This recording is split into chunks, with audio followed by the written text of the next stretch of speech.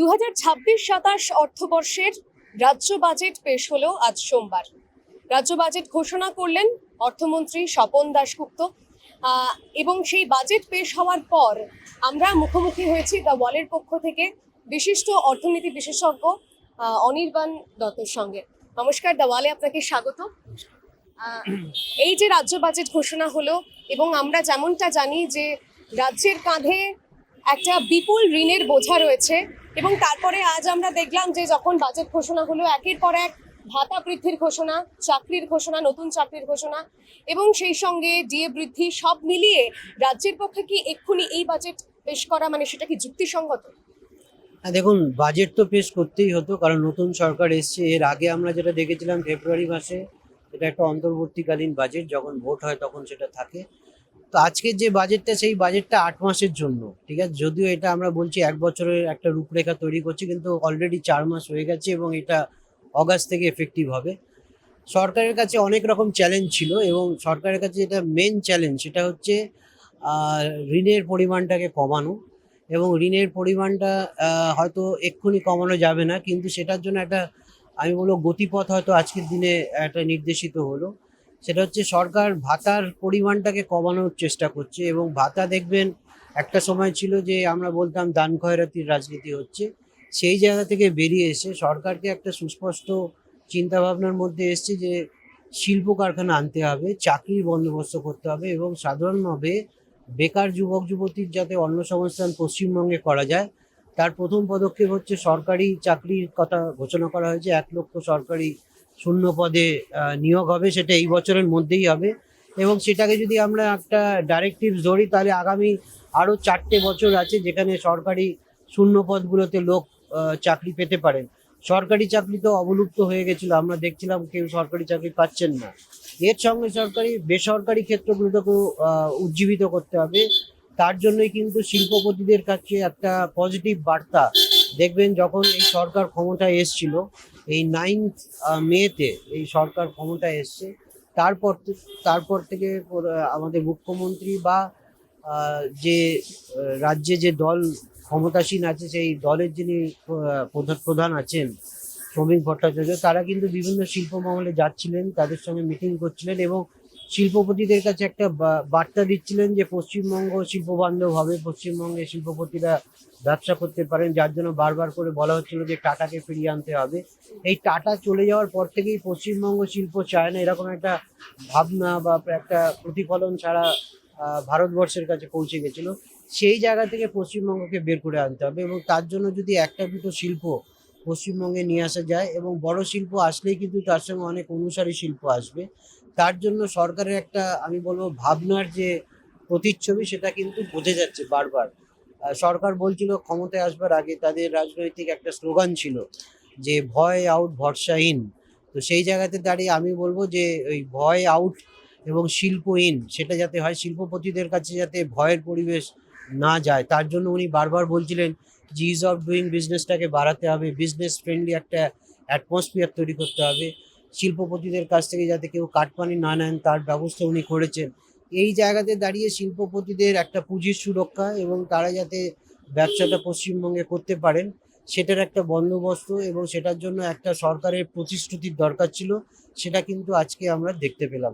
এবং এর সঙ্গে সঙ্গে আরও একটা কথা বলবো যে আমরা পশ্চিমবঙ্গের ক্ষেত্রে বাজেটের ক্ষেত্রে এত দীর্ঘমেয়াদী বাজেট কিন্তু দেখিনি। মানে প্রায় 90 মিনিটের একটা বাজেট আমরা দেখলাম, যেখানে সরকারের বিভিন্ন জায়গাতে, সরকার তো কেন্দ্রীয় স্তরে বলে সবকা সাথ সবকা বিকাশ, এবং সেই জন্য প্রত্যেকটা সেক্টর ধরে ধরে উনি বলেছেন।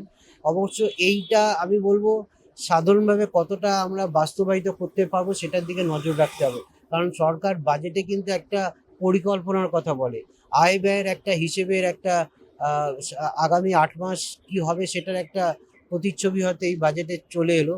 কিন্তু সত্যি সত্যি কত টাকা খরচা হচ্ছে, সত্যি সত্যি 1 লাখ কর্মসংস্থান হচ্ছে কিনা, সত্যি সত্যি শিল্পপতিরা এখানে আসছেন কিনা, সত্যি সত্যি যেসব পরিকল্পনার কথা বলা হয়েছে সেই পরিকল্পনাগুলো বাস্তবায়িত হচ্ছে কিনা, সেটার জন্য কিন্তু আবার সেই আগামী বছর মার্চের পরে আমাদেরকে অপেক্ষা করতে হবে।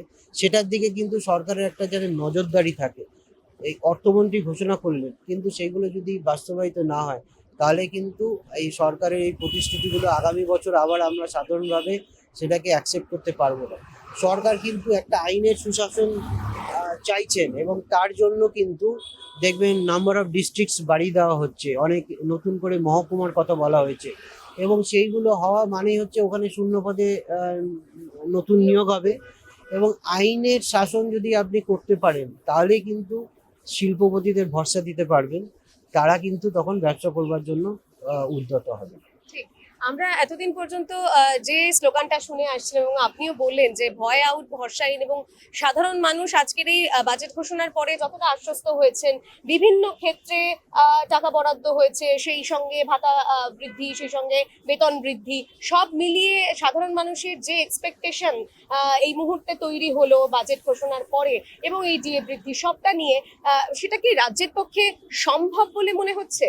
দেখুন, রাজ্যের ক্ষেত্রে একটা হচ্ছে বাজেটে আমরা যেটা দেখি সেটা হচ্ছে আয় ও ব্যয়ের একটা সুস্পষ্ট পরিকল্পনা। এখানে কিন্তু ব্যয়ের কথা বলা হয়েছে, বিভিন্ন দেখবেন অন্নপূর্ণা যোজনাতে 3,000 দেওয়া হবে, বেকার ভাতা 3,000 টাকা দেওয়া হবে। এই ভাতার কথা বলা হয়েছে, কোথায় কোথায় কি খরচা হবে সেই কথা বলা হয়েছে, কিন্তু আয়ের সংস্থান কোথা থেকে হবে সেটার সুস্পষ্ট পরিকল্পনা বাজেট বক্তৃতাতে সাধারণভাবে কেন্দ্রীয় স্তরে হোক রাজ্য স্তরে হোক বলা হয় না।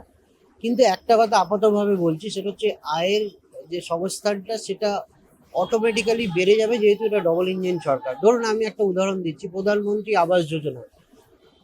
গত সরকার তারা কিন্তু এই প্রধানমন্ত্রী আবাস যোজনার টাকা নিতেন না, তারা বলতেন যে আমরা বাংলার বাড়ি তৈরি করে দেবো। তো তার জন্য তো এই প্রধানমন্ত্রী আবাস যোজনার টাকাটা আমরা নিইনি, এবং পশ্চিমবঙ্গে সরকারের টাকা দিয়ে বাড়ি হয়েছে। তো সেইখানে তো কিছুটা সাশ্রয় হবে। আপনি যদি সরকারি প্রকল্প কেন্দ্রীয় স্তরে যেগুলো চলছে সেগুলো যদি পশ্চিমবঙ্গে আপনি ইন্ট্রোডিউস করেন ডবল ইঞ্জিন সরকার আসবার পরে, তাহলে সেক্ষেত্রে তো রাজ্য সরকারের নিজের সোর্স থেকে যে খরচা করার যে টাকাটা সেই পরিমাণটা কমবে, সুতরাং একটা আয়ের উদ্বৃত্ত থাকবে। তো সরকার নিশ্চয়ই সেই টাকাটাকে কনসিডার করছে, কারণ সরকারের কেন্দ্রীয় স্তর থেকে যে টাকাগুলো আপনি পাবেন যদি আয়ুষ্মান ভারত করেন, তার জন্য একটা 40% 60% রেশিও আছে।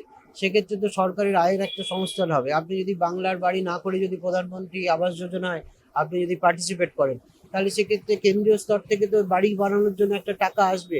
তো সেইগুলো ক্ষেত্রে সাধারণ মানুষের এইটাই বারবার প্রশ্ন যে রাজ্য সরকারের যে কোষাগার, সেখানে কি এত পরিমাণ বিপুল অঙ্কের টাকা কি রয়েছে সেখানে?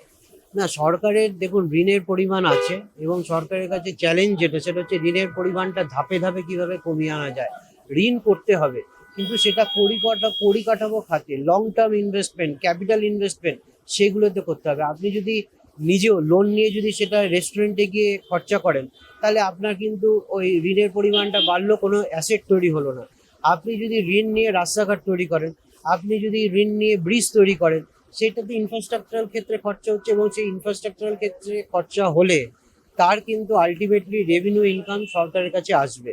এবং সরকারের কাছে জিএসডিপি যদি বাড়ে, সরকারের যদি এই ইনফ্রাস্ট্রাকচারাল ডেভেলপমেন্ট হওয়ার পরে যদি জিএসডিপি বাড়ে, তাহলে পশ্চিমবঙ্গ সরকারের ইনকাম বাড়বে। অনেক ধন্যবাদ আপনাকে। বাজেট ঘোষণার পরে একটা খুব গুরুত্বপূর্ণ সাক্ষাৎকার আপনারা দেখলেন। আমাদের সঙ্গে এতক্ষণ ছিলেন অনির্বাণ দত্ত। অনেক ধন্যবাদ আপনাকে। আপনারা দেখতে থাকুন দ্য ওয়াল। ক্যামেরায় অভিনবর সঙ্গে সায়নী, দ্য ওয়াল, কলকাতা।